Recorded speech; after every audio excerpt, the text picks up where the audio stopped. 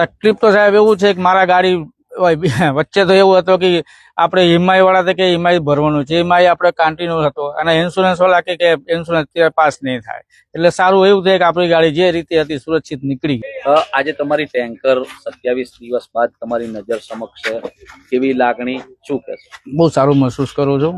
હવે મને લાગતા નહીં ટેન્કર નીકળી જાય, પણ સરકારને આ વિશ્વકર્મા કંપની જેને કામ સોંપ્યું છે એ બહુ કમ્પ્લીટ રીતે કામ કરીને આપ્યું છે, નિસ્વાર્થ ભાવથી કામ કર્યું છે, એટલે મને આજે બહુ સરસ લાગે છે. બરાબર છે. અને ખાસ કરીને ટેન્કર તમને રિપેર કરીને આપ્યા છે કેતનભાઈ ગજ્જર, શું કહેશો એમના વિશે? કેતનભાઈ ગજ્જરનો ખૂબ ખૂબ આભાર.